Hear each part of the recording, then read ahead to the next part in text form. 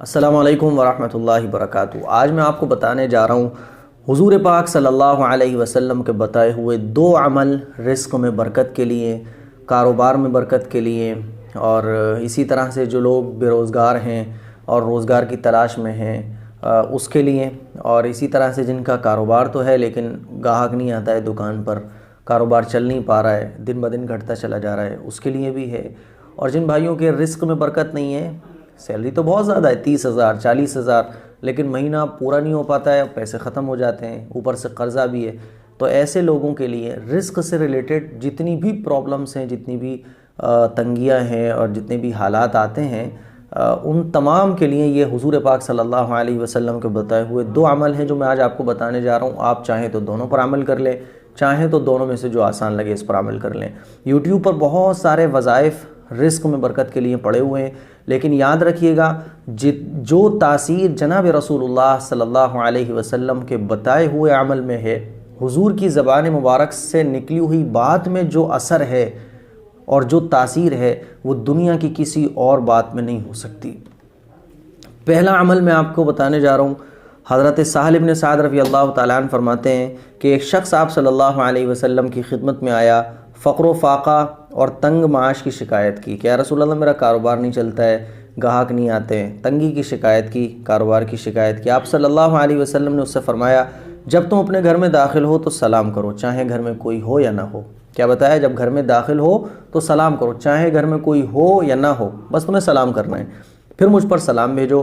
कैसे भेजो? अस्सलातु वस्सलामु अला रसूलिल्लाहि सल्लल्लाहु अलैहि वसल्लम, इस तरह से सलाम भेजो। फिर एक बार सूरह इखलास पढ़ो, फिर एक बार सूरह इखलास पढ़ना है। हदीस में आता है कि उसने ऐसा ही किया, अल्लाह ताला ने उस पर रिस्क की बारिश फरमा दी, रिस्क की बारिश फरमा दी, यहाँ तक कि वो अपने रिश्तेदारों पर और पड़ोसियों पर भी बहाने लगा। अल्लाह ने उसको इतना नवाजा, इतना नवाजा। तो क्या करना है? जब घर में दाखिल होना है तो सलाम करना है, चाहे घर में कोई हो या ना हो। फिर उसके बाद हुजूर पर सलाम भेजना है, अस्सलातु वस्सलामु अला रसूलिल्लाहि सल्लल्लाहु अलैहि वसल्लम। फिर उसके बाद एक बार सूरह इखलास पढ़नी है, कुल हुवल्लाहु अहद अल्लाहुस समद लम यलिद वलम यूलद वलम यकुल लहू कुफुवन अहद। कितना आसान अमल है। वजीफ़े बताने वाले ऐसे टेढ़े मेढ़े वजीफ़े बताते हैं कि आदमी चकरभिंडी बन जाता है, यार ये क्या करूँ मैं, इतने बजे बैठना है, ऐसे बैठना है, इस तरफ रुख करना है। अल्लाह के नबी सल्लल्लाहु अलैहि वसल्लम की बताई हुई चीज़ों में यही ख़ास बात है कि कोई भी हुजूर का बताया हुआ अमल, हुजूर का तरीक़ा ऐसा नहीं है जो इंसान को परेशानी में डाले।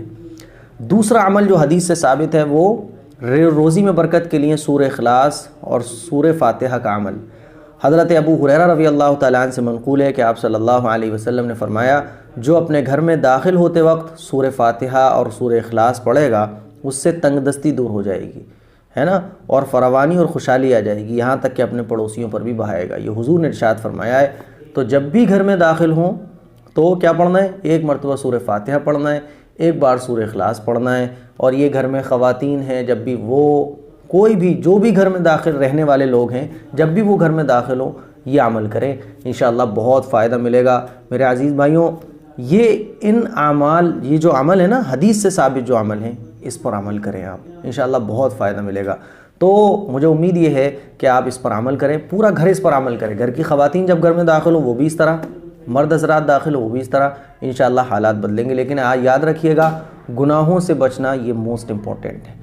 गुनाहों से अगर आप नहीं बच रहे हैं या फिर आपके घरों में गुनाह हो रहे हैं, फिर आप दुनिया भर के कितने ही वजीफ़े क्यों ना कर लें, हालात नहीं सुधर सकते, बरकत नहीं आ सकती है। तो गुनाहों से बचना ये बहुत ज़रूरी है, क्योंकि दूसरी हदीस में ये भी आता है, आप अलैहिस्सलातु वस्सलाम ने इरशाद फरमाया कि गुनाहों की नहुसत ये होती है कि इंसान के रिस्क में बरकत उठा ली जाती है, छीन ली जाती है। आप लोगों से दरख्वास्त है इस अमल को शेयर ज़रूर करें ताकि मुसलमान हदीस से जो साबित शुदा अमल हैं इन पर अमल करें, और जो तरह तरह की खुराफातें आजकल मौजूद हैं, फितने का ज़माना है, उनसे मुसलमान बच सके। अस्सलामु अलैकुम व रहमतुल्लाह।